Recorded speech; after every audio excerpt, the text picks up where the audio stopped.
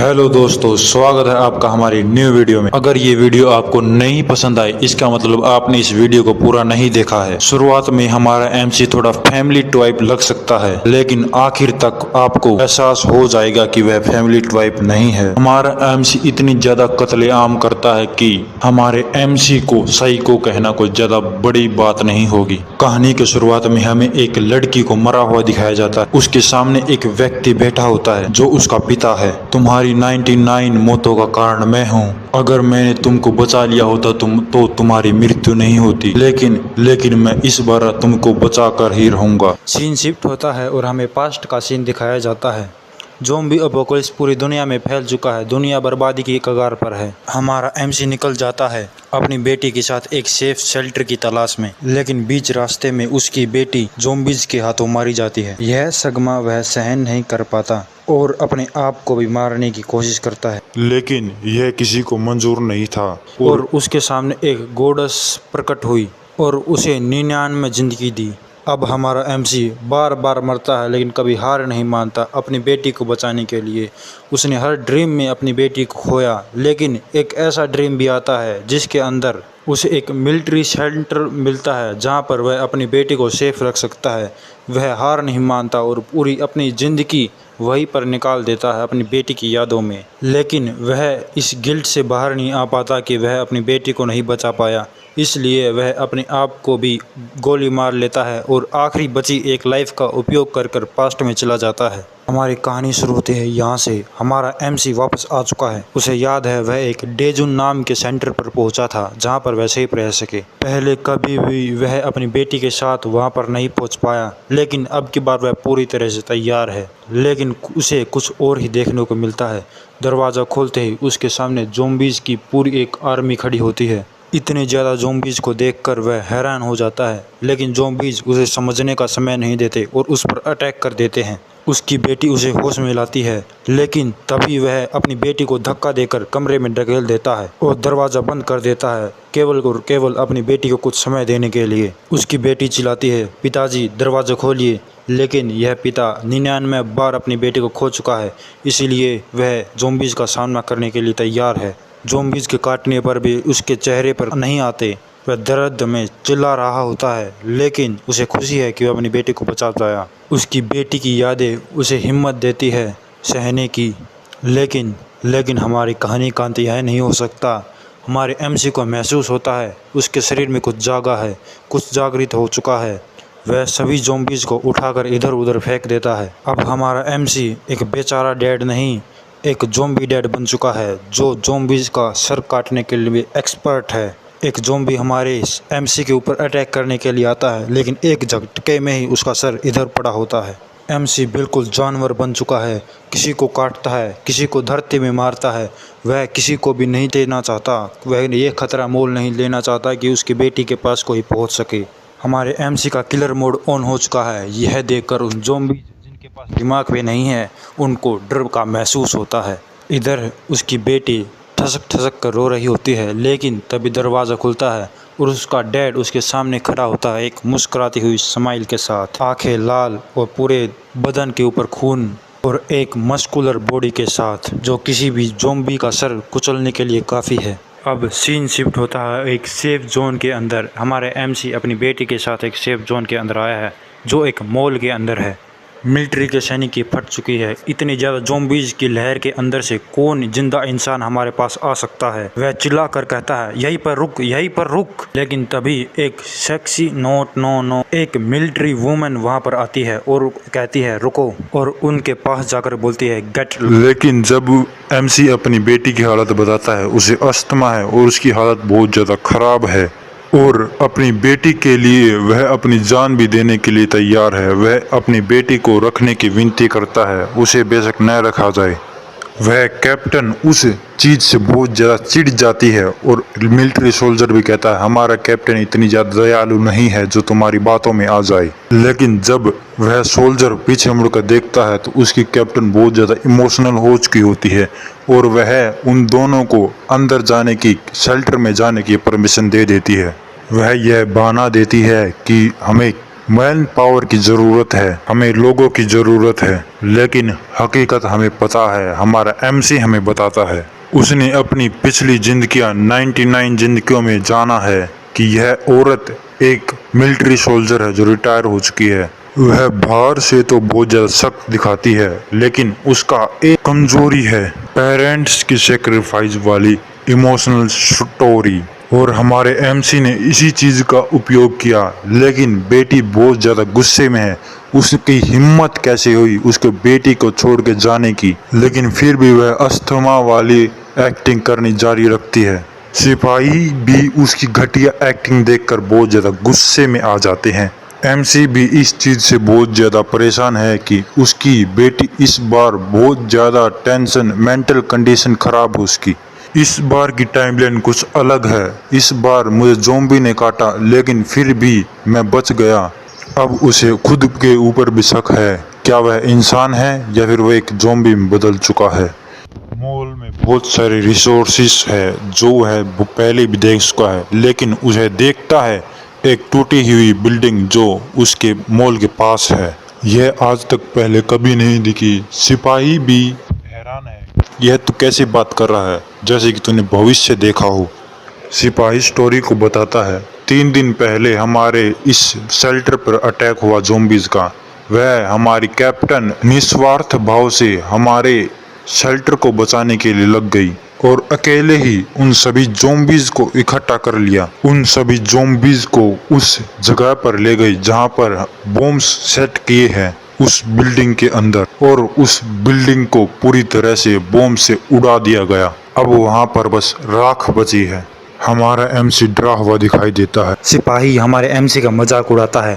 तू बहुत ज़्यादा डर चुका है, तुझे लगता है कि पीछे से अभी एक ज़ॉम्बी आएगा, लेकिन किस्मत का खेल देखो, उसके पीछे से एक बहुत ज़्यादा बड़ा ज़ॉम्बी आ जाता है। सिपाही की उसके देखकर फट जाती है और वह देखता है उस ज़ॉम्बी को, लेकिन वह ज़ॉम्बी इस चीज़ का इंतज़ार नहीं करता और एक टाइटन जितना बड़ा हाथ उठाता है और उस सैनिक के ऊपर हमला कर देता है। एक ही वार में उसकी चटनी बन जाती है। वह वहीं पर नहीं रुकता और कैप्टन पर भी अटैक कर देता है, लेकिन कैप्टन अपने रिफ्लेक्सिस के बलबूते पर वहां से बच जाती है। यह सब देखकर सभी सोल्जर की फट जाती है।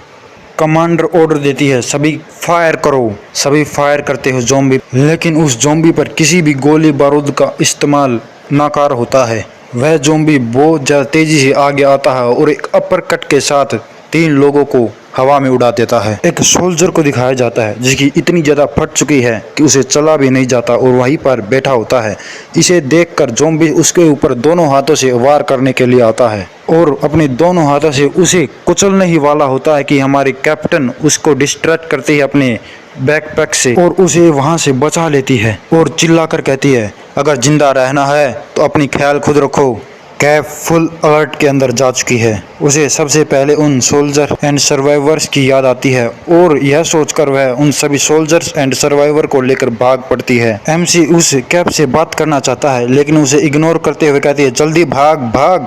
लेकिन हमारे एमसी की बेटी पीछे रहने लगती है, उसे प्रॉब्लम होती है भागने में। यह देखकर हमारे एमसी का डेड मोड ऑन हो जाता है और वह गुस्से में चिल्लाता है और वह गुस्से में एक बहुत ज़्यादा ताकतवर पंच तैयार करता है और अपने नंगे हाथों से उस ज़ॉम्बी से लड़ने के लिए चला जाता है। हमें हमारे कैप का प्लान बताया जाता है। वह एक ऐसी जगह पर ले जाना चाहती है जहां पर एक इतनी ज़्यादा मोटा सराउंडिंग है कि वहां से कोई भी भाग नहीं सकता, यहां तक कि एक म्यूटेटेड मॉन्स्टर ज़ॉम्बी भी नहीं। कैप का मकसद है उसे वहीं पर फंसा देना और उसका वीक स्पॉट ढूंढकर उसको मार देना, लेकिन कैप्टन का सारा प्लान खराब हो जाता है जब उसके सामने उसे सर्वाइवर्स दिखते हैं और चिल्लाकर कहती है, जल्दी यहाँ से भागो, मैं उस ज़ॉम्बी को डिस्ट्रैक्ट करूंगी। वह अपनी एमसी की बेटी को देखती है और कहती है, तेरा बाप किधर है? लगता है वह तुझे छोड़कर भाग गया।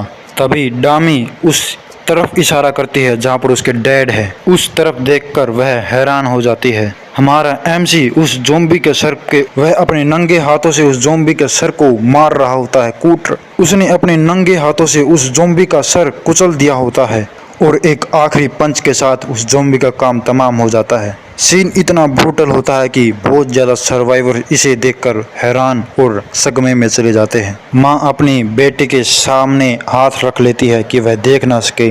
हमारा एमसी हाफ रहा होता है कि लगता है यार थक गया बहुत ज़्यादा। कैप्टन फुल अलर्ट के अंदर चला जाता है और लेकिन हमारे एमसी को इसकी कोई भी परवाह नहीं और अपनी बेटी से पूछता है, क्या तुम ठीक हो?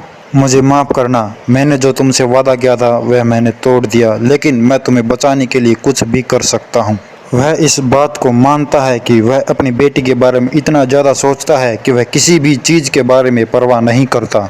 वह हमारी कैप्टन इतनी ज़्यादा घबरा जाती है और घबराहट में हमारे एमसी की तरफ बंदूक पॉइंट कर देती है और कहती है, तू है कौन? एक इंसान इतना ज़्यादा ब्रूटल फोर्स के साथ नहीं हो सकता। लेकिन हमारा एमसी फुल स्टाइल में है और अपनी स्टाइल में अपना चश्मा उतारता है। हमारी बेटी बहुत ज़्यादा परेशान है, कहीं सभी को हमारे डैड का पता नहीं चल जाए कि वह क्या है। लेकिन तभी हमारा एमसी कहता है, नहीं, मैं एक ज़ॉम्बी एक्सपर्ट हूँ। यह सुनकर वह दोनों हैरान हो जाती है, डॉक्टर एंड कैप्टन दोनों। हमारा एमसी खुला झूठ बोलते हुए कहता है, मैं एक ज़ॉम्बी एक्सपर्ट हूँ, मैं ज़ॉम्बीज़ को रिसर्च कर रहा हूँ, उनके ऊपर एक्सपेरिमेंट कर रहा हूँ, उनको एनालाइज कर रहा हूँ। यह सुनकर हमारी कैप्टन थोड़ा हंसती है, लेकिन तभी साइको की तरह मूड चेंज होता है और वह अपना चाकू अपने एमसी की गले के ऊपर रख देती है। तुझे का मैं सी लगती हूँ, या जी भी बोल सकते हैं। यह देखकर डॉक्टर बहुत ज़्यादा परेशान हो जाती है। तुम कोई आम इंसान नहीं हो सकते। जो ज़ॉम्बी हमारे गोलियों से भी नहीं मरा वह तुमने अपने नंगे हाथों से मार दिया। और सबसे ज़्यादा सस्पिशियस है तुम्हारी आंखें, जो dark grey and dark red जैसी है कुछ। यह बिल्कुल ज़ॉम्बीज़ की आंखों जैसा है। और हमारे एमसी के इतने पास जाती है कि लगता है किस हो जाएगा। लेकिन हमारा एमसी कहता है, तुम्हें चिंता करने की ज़रूरत नहीं, तुम्हारी गोलियों के कारण वह बहुत ज़्यादा कमज़ोर हो चुका था। मैंने तो केवल और केवल असली काम तो तुमने किया है। वह बताता है, इस तरह के ज़ॉम्बी को ईटर कहते हैं, जो बहुत ज़्यादा ज़ॉम्बीज़ के मिक्स होने से बनता है। इनके फ्यूज होने के कारण इनकी ड्यूरेबिलिटी भी बहुत ज़्यादा बढ़ जाती है, लेकिन हर एक चीज़ की एक कमज़ोरी भी होती है और इस ज़ॉम्बी की कमज़ोरी है इसकी गर्दन। जब वह समझा रहा होता है तो अंदर ही अंदर सोचता है, मैंने कोई झूठ नहीं बोला। अगर इसके सर के ऊपर एक हथौड़े से वार किया जाए तो इसे मारा जा सकता है, लेकिन आम व्यक्ति अपने हाथों से नहीं मार सकता। और बताता है उसकी आंखों में एक प्रॉब्लम है, जेनेटिक प्रॉब्लम, जिसके कारण उसकी आंखों का कलर ऐसा है। कैप्टन बहुत ज़्यादा परेशान है और सोचती है, लेकिन अगर वह सच में एक ज़ॉम्बी होता तो अपनी बेटी की परवाह नहीं करता। कोई भी ज़ॉम्बी अपनी बेटी की परवाह नहीं करता। इसीलिए वह मान जाती है और एमसी को और उसकी बेटी को मॉल में शरण दे देती है। कैप्टन उसे वार्निंग देती है, अगर तुम कुछ भी हो लेकिन वह हमेशा तुम्हारे ऊपर नजर रखेगी। वह अपने सोल्जर को मारा देख बहुत ज्यादा गिल्ट में चली जाती है। दो सिपाही उसे उसका हालचाल पूछने के लिए आते हैं, लेकिन हमारे कैप्टन का गुस्सा फट पड़ता है और उनके घुटनों पर लात मार देती है और कहती है, मैंने तुमको कहा था सिविलियंस को अंडरग्राउंड ले जाने के लिए, तुमने ऐसा क्यों नहीं किया? कितनी ज्यादा लोगों की जान खतरे में जा चुकी थी। अगर अगली बार ऐसा कुछ हुआ तो ज़ॉम्बीज़ के हाथों नहीं, मेरे हाथों से तुम्हारी मृत्यु। लेकिन जिस व्यक्ति को लात पड़ी थी उसकी आंखों में अलग ही चीज देखी जा सकती है, उसके चेहरे पर अलग ही नफरत देखी जा सकती है। आगे जाके लगता है कुछ कर सकती है। यह व्यक्ति सीन मॉल के अंदर शिफ्ट होता है और आम निवासी वहां पर आराम कर रहे होते हैं और हमारे एमसी और उसकी बेटी भी। एमसी की बेटी का नाम डामी है, अब से डामी ही बुलाऊंगा मैं। डामी अपने पिता की तारीफ करते हुए कहती है, अच्छे लायर हो मेरी जिंदगी में जिन्हें मैंने देखा है। एमसी सोचता है, यह मेरी तारीफ कर रही है या फिर बेइज्जती। दामी हमारे एमसी से पूछती है, क्या तुमने इसे पहले से जानते हो? लेकिन हमारा एमसी उसे कुछ भी नहीं बताता उसकी पुरानी यादों के बारे में। वह शेल्टर से खाना लेके आता है और लेकिन हमारी डामी वहाँ पर सोच की होती है। वह अपनी बेटी को कंबल उड़ा देता है, लेकिन हमारा एमसी बहुत ज़्यादा सीरियस हो जाता है और कहता है, इस बार ज़ॉम्बी आउटब्रेक बहुत ज़्यादा तेज़ी से हो रहा है। जितने भी रिग्रेशन उसने जिए हैं यह उससे सबसे ज़्यादा तेज है। लगता है इसका कारण भी मैं ही हूँ। सीन शिफ्ट होता है बाहर की ओर, जहाँ पर हजारों ज़ॉम्बीज दिखाई देते हैं जो शेल्टर की तरफ बढ़ रहे होते हैं। लग बाप बेटा को मारने ही आते हैं। शायद वह उनसे डरते हों या फिर उनकी एग्जिस्टेंस ही उनके लिए खतरा है, लेकिन यह हमारे एमसी के लिए बहुत ज्यादा बड़े खतरा बन सकते हैं। हमारा एमसी उन सभी के सामने खड़ा दिखाया जाता है। हमारे एमसी के हाथ में लैडर दिखाया जाता है। वह उसको बीच से फाड़ देता है और एक खतरनाक हथियार में बदल देता है। उस ईटर जिसने वहाँ पर तबाही मचाई थी उसको वह एक पंच में ही मार देता है। हमारी एमसी की पावर जान सकते हैं कितनी ज्यादा खतरनाक होगी। मैं इसको एक्सप्लेन नहीं करने वाला, धड़ाधड़ होने लग रही है, इसलिए मुझसे एक्सप्लेन नहीं होता भाई फाइट को। चलो आखिरकार सीन शिफ्ट होता है मॉल के अंदर डामी की तरफ। डामी सो रही होती है। डामी अपनी पूरी नींद पूरी करके उठती है तो और देखती है उसके डैड उसके सामने नाश्ता लेकर खड़े होते हैं और वह कहता है मेरी बेटी को भूख लगी होगी, आ जाओ खाना खा लो। वह भी अपने फादर की केयर देखकर बहुत ज़्यादा खुश होती है। सीन शिफ्ट होता है कैप्टन की ऑफिस की तरफ, जहाँ पर आवाज़ आती है क्या तुम मुझसे मजाक करना चाहते हो, ऐसा कैसे हो सकता है। सोल्जर कहता है क्या आपने 1 से 5 के बीच वो लाउड आवाज़ें नहीं सुनी क्या। वह आवाज़ें मैंने भी सुनी थी। हमारी स्काउटिंग टीम ने हमें रिपोर्ट दी है कि 100 ज़ॉम्बीज़ पूरे शहर में पूरे एरिया में मरे पड़े हैं। यह सब सुनकर कैप्टन बहुत ज़्यादा गुस्से में आ जाती है और हाथ पटक कर कहती है क्या तुम बेवकूफ़ हो, क्या तुम इडियट हो, क्या तुम यह कहना चाहते हो कि सभी ज़ॉम्बीज़ आपस में लड़कर मर गए। सोल्जर भी कहता है मुझे भी इस बात पर विश्वास नहीं हुआ, इसीलिए मैं वहां पर देखने गया था, मैंने ये देखा, यह सच्ची है। कैप्टन सोचती है ऐसा कैसे हो सकता है, केवल 4 घंटे के अंदर शहर के सभी ज़ॉम्बीज़ को कैसे मारा जा सकता है। लेकिन तभी उसकी नज़र वहां पर पड़े एक फ़ोन पर जाती है और वह सोचती है यह मेरे लिए एक बड़ी अपॉर्चुनिटी बन सकती है और उस सोल्जर को ऑर्डर देती है सभी को इकट्ठा, हमें जल्दी से जल्दी यहाँ से निकलना होगा और एक नया ऑपरेशन शुरू करना होगा। सीन शिफ्ट होता है सिविलियन के ऊपर। वह कहता है यह एक छलावे जैसा लगता है, इल्यूजन, कोई भी ज़ॉम्बीज़ नहीं दिखाई दे रहे, लगता है यह अफवाह सही थी, सभी ज़ॉम्बी मारे जा चुके हैं। एक लड़की चिल्लाते हुए बोलती है यह सच है, मैंने एक सोल्जर को बात करते हुए सुना था, सभी ज़ॉम्बीज़ क्लियर हो चुके हैं और खुशी से चिल्लाने लगती है, सभी उसके साथ खुशी से चिल्लाने लगते हैं। डामी अपने फादर से पूछती है क्या यह सच है, सभी ज़ॉम्बी सच में ख़त्म हो चुके हैं। लेकिन एमसी उसके सर पर हेलमेट पहनाते हुए कहता है तुम्हें चिंता करने की ज़रूरत नहीं है, तुम्हें अपने सर से यह हेलमेट कभी भी नहीं उतारना, चाहे हमें कहीं पर भी जाना पड़े।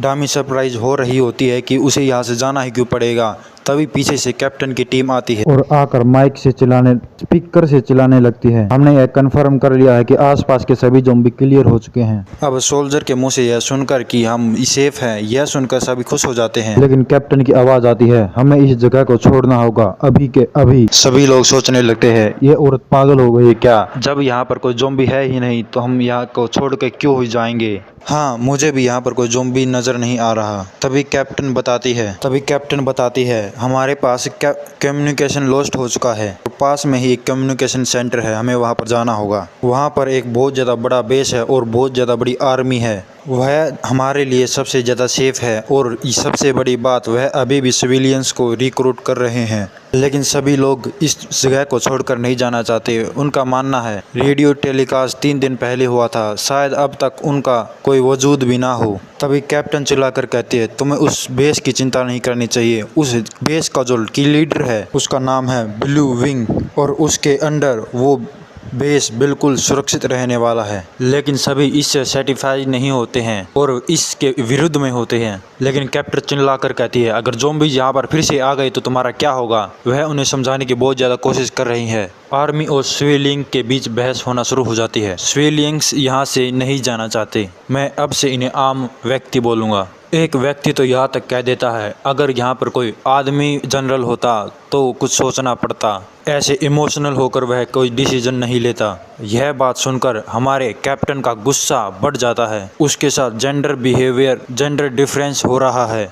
कैप्टन अपनी सफाई दे पाती उससे पहले ही हमारा एमसी आता है और कहता है क्या हुआ अगर ज़ॉम्बीज़ का अटैक फिर से हुआ तो। एक बंदा पूछता है तू है कौन। तभी कैप्टन बताती है यह एक ज़ॉम्बी एक्सपर्ट है। हमारे एमसी को देखकर उस बंदे की फट जाती है और उसके मन में डर बैठ जाता है। एमसी उसे कहता है अगर तुम यहाँ पर अकेले रहे तो क्या तुम सरवाइव कर पाओगे।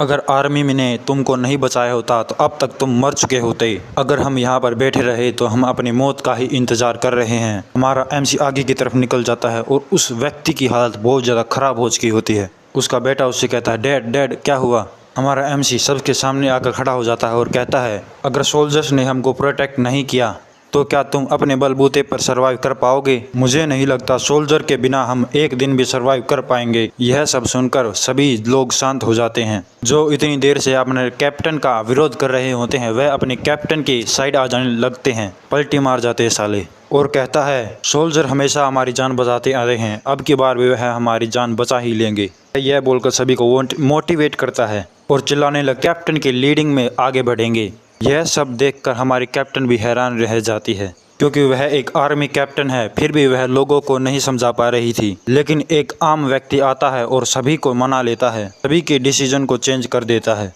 यह उसके लिए बहुत ज़्यादा सरप्राइजिंग बात होती है। लेकिन हमारा एमसी तब कहता है, तुम्हें मुझे शुक्रिया बोलने की ज़रूरत नहीं है। कैप्टन कहती है, मैंने तुझे कब बोला। एमसी अपने मन में सोचता है, इस तरह की बातें करके मैंने बहुत बार अपनी ज़िंदगी बचाई है पिछली लाइफ में। ये लैंग्वेज ही है जिसने मुझे पिछली बार बहुत बार बचाया है। वह कहता है, अगर मैं ईमानदारी से कहूँ तो मैं अपने आप और अपनी बेटी को बचा रहा हूँ। अगर मुझे आपकी मदद चाहिए या आपको मुझे मेरी मदद चाहिए तो मैं उम्मीद करता हूँ हम मिलकर काम करेंगे। कैप्टन में भी जोश आ जाता है और वह ऐलान कर देती है कि हम कल से अपनी यात्रा को शुरू करेंगे और मैं इस बात की गारंटी लेती हूँ, मैं अपनी जान भी लगा दूंगी तुम सभी को सुरक्षित पहुँचाने में। सीन शिफ्ट होता है, बहुत सारे व्हीकल्स वहाँ से निकलने लग जाते हैं। आम व्यक्तियों की गाड़ी बीच में होती है और मिलिट्री की आगे पीछे। यह सभी वुल्फ टैक्टिक को अपना रहे होते हैं। सभी सोल्जर बहुत ज़्यादा अलर्ट होते हैं।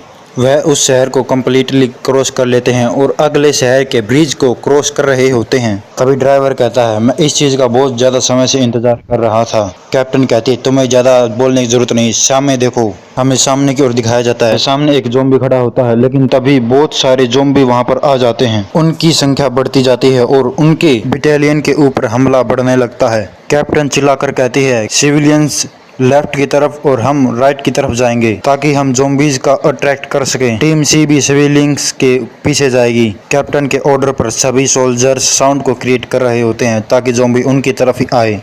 कैप्टन का तरीका काम आता है और सभी ज़ॉम्बीज उनकी तरफ ही आकर्षित होते हैं। कैप्टन बोलती है, हमें इसी ही मात्रा को, इसी ही डिस्टेंस को मेंटेन करके रखना होगा, लेकिन ज़ॉम्बीज कम होने का नाम ही नहीं ले रहे हैं। तो कैप्टन ऑर्डर देती है, टूटे हुए ब्रिज की तरफ चलो। हम देखते हैं वह टूटे हुए ब्रिज पर पहुंच चुके हैं और उनके व्हीकल के पीछे बहुत सारे ज़ॉम्बीज पीछे हैं। हमें बताया जाता है ज़ॉम्बीज के सामने चाहे कुछ भी आए, लेकिन वह अपनी टारगेट को नहीं छोड़ते। कैप्टन चिल्लाकर कहती है, जल्दी से मोड़ो। एक ज़ॉम्बीज यह देखकर रुकने की कोशिश करता है, लेकिन उसके पीछे वाले ज़ॉम्बीज के कारण वह धक्के से आगे गिर जाता है। यह प्रक्रिया चलती रहती है। ऐसे ही बहुत सारे ज़ॉम्बीज वहां पर नीचे गिरने लगते हैं। ज़ॉम्बीज की लार लग जाती है, ज़ॉम्बीज की लाइन लग जाती है। अभी आएगा पूरी सीरीज का सबसे बेस्ट सीन।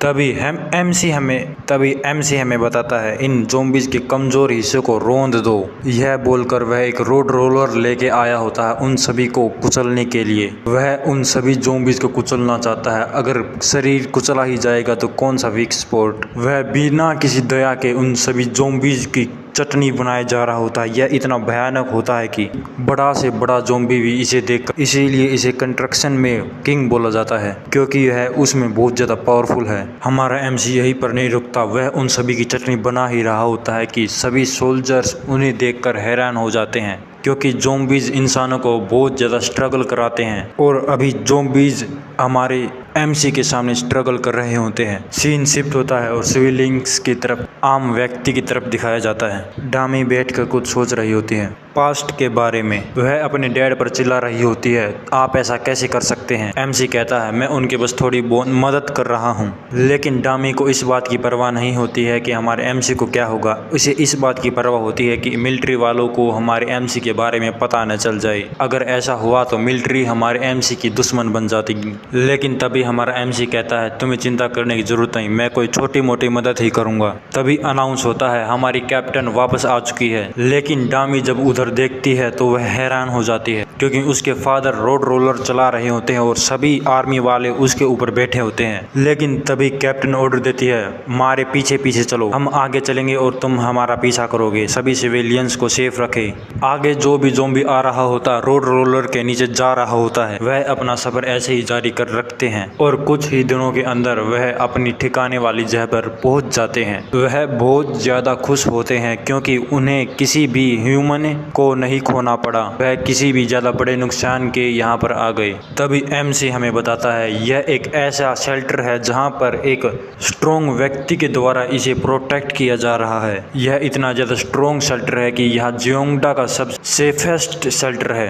हमें पता चलता है इन्होंने 8 दिन का सफ़र किया है यहाँ तक पहुँचने के लिए। लेकिन हमारा एमसी का मूड चेंज हो जाता है और वह कहता है मैं रिलैक्स नहीं कर पाता, और वह कहता है मैं रिलैक्स नहीं कर सकता।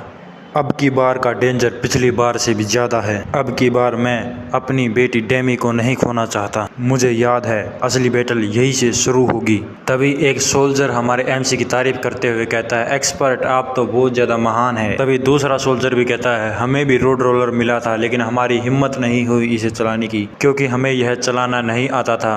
क्या आपने पहले कंस्ट्रक्शन में काम किया है? एमसी कहता है नहीं, मैंने भी इसे सीखा ही है। कहीं ना कहीं स्किल काम आ ही जाती है। मुझे बहुत अच्छा लगा कि मेरी कोई स्किल तुम्हारे कुछ काम आई। इसी बात पर हमारी कैप्टन भी एमसी को शुक्रिया अदा करती है। यह सुनकर हमारा एमसी उसके मजे लेते हुए कहता है क्या मैंने सुना नहीं?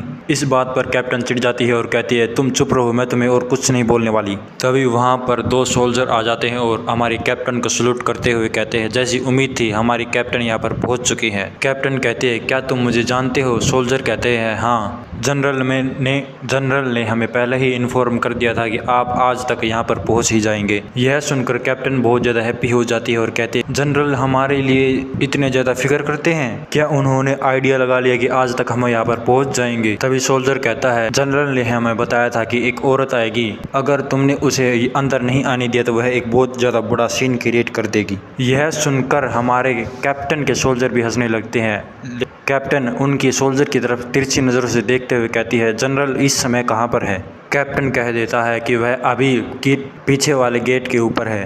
कैप हैरानी से कहते हैं क्या ज़ॉम्बी का आक्रमण हो चुका है पीछे वाले गेट के ऊपर? कैप्टन कहती है क्या उसके साथ कोई और टीम भी गई है? तो सोल्जर कहता है नहीं ऐसा नहीं है। कैप्टन कहती है क्या वह अभी भी अपने आप को जवान मानता है? सोल्जर हेजिटेट करते हुए कहता है नहीं, क्योंकि उसकी नज़रों के अंदर उसका जो जनरल है वह एक बहुत बड़ा मॉन्स्टर है जो बहुत सारे ज़ॉम्बीज़ को अकेले ही निपटा सकता है। तभी हम पीछे वाले गेट की तरफ एक टावर को देखते हैं जिसके ऊपर 2 सोल्जर खड़े होते हैं। वह टाइम देखते हुए कहते हैं 35 मिनट और 25 सेकंड के अंदर। यह तो एक नया रिकॉर्ड है कर्नल। गेट के बाहर कर्नल खड़ा होता है और कहता है मुझे हमेशा से ही एक्स पसंद थी गन के मुकाबले। तभी हम देखते हैं कर्नल ने बहुत सारे ज़ॉम्बीज़ को मारकर एक नया रिकॉर्ड खड़ा किया होता है। लेकिन सोल्जर कहते हैं आपको हमेशा गन का इस्तेमाल करना चाहिए, क्या होगा किसी ज़ॉम्बी ने आपको काट लिया तो? तभी कर्नल कहता है तुम्हें क्या लगता है ये तुच्छ ज़ॉम्बी मुझे काट सकते हैं, मुझको कोई हानि पहुंचा सकते हैं? एक बार तुम मेरे लेवल तक पहुंच जाओ फिर तुम्हें भी आइडिया लग जाएगा कि सामने वाला कितना ज़्यादा पावरफुल है, क्या तुम उससे फाइट कर सकते हो या फिर नहीं।